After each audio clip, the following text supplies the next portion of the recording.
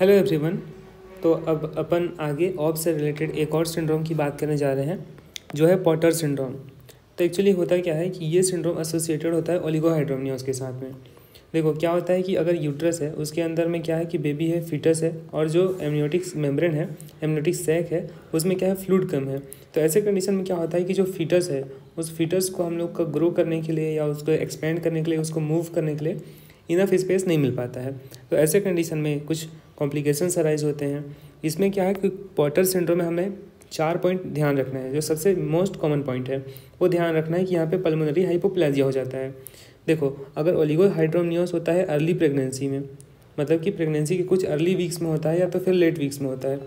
तो जब pregnancy ओलिगोहाइड्रोमनियोस early pregnancy में होता है तो ऐसे कंडीशन में क्या होता है कि पल्मोनरी हाइपोप्लाजिया और लिम्ब डिफॉर्मिटी इसके ज़्यादा चांसेस रहते हैं। तो पॉटर सिंड्रोम में हमें 4 चीज़ें ध्यान देनी है। सबसे पहला पल्मोनरी हाइपोप्लाजिया जिसकी वजह से रेस्पिरेटरी फेलियर हो सकता है। Second limb deformities. तो क्या होगा कि मान के चलो ये अपना एमनियोटिक सैक है, फ्लूइड है, और जिसके अंदर में एमनियोटिक फ्लूइड भरा हुआ है, ये एमनियोटिक सैक है जिसके अंदर में बेबी है। तो जब एमनियोटिक फ्लूइड कम हो जाता है ओलिगोहाइड्रोमनियोस के कंडीशन में तो क्या होगा, फीटस को अच्छे से एक्सपैंड होने के लिए जगह नहीं मिलेगा।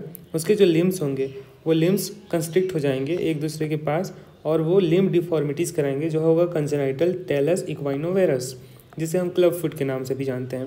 यहाँ पे अपन देख सकते हैं कि इसका जो लिम्ब है वो इंटरनली रोटेट हो जाता है। यहाँ पे हम देख सकते हैं कि इसका जो लिम्ब है वो इंटरनली रोटेट हो जाता है। तो इन 2 चीज़ों के अलावा जो तीसरा चीज़ है वो है पॉट्स फेसी। इसमें 3 पॉइंट याद रखना है कि इसमें जो ईयर्स हैं वो नीचे रहते हैं, तो अपन बोलते हैं लो सेट ईयर्स। दूसरा क्या है कि जो नोज़ है वो पिक्ड नोज़ होता है, बिग्ड नोज़, लाइक बीक के जैसे, चोंच के जैसे। तीसरा पॉइंट जो है वो है प्रोमिनेंट एपिकेंथाई। इसमें जो 2 एपिकेंथस होता है उनके बीच का जो डिफरेंस है, जो डिस्टेंस है दोनों के बीच का डिस्टेंस, वो बढ़ा हुआ रहता है। तो 3 point, low ear set, prominent epicanthus and big nose. So this is the Potter facie, another is pulmonary hypoplasia and third is limb defect. And also एक बहुत इंपॉर्टेंट चीज़ यहाँ पे क्या होता है, बाइलेटरल रीनल एजेनेसिस होता है। देखो तो यहाँ पे क्या हो रहा है, रीनल एजेनेसिस।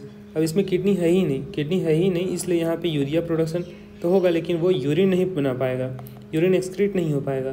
तो ये यूरिन जब एक्सक्रीट नहीं होगा तो फिर एमनियोटिक फ्लूइड का कंटेंट भी कम हो जाएगा, क्योंकि हम जानते हैं कि आफ्टर 20 वीक्स एमनियोटिक फ्लूइड का जो मेजर सोर्स होता है वो फीटस के द्वारा बनाया जाने वाला यूरिन होता है। तो ये कंडीशन जो पॉटर सिंड्रोम है वो इस तरीके से ओलिगोहाइड्रोमनियोस के साथ में एसोसिएटेड होता है। 4 things that you have to remember. Thank you guys.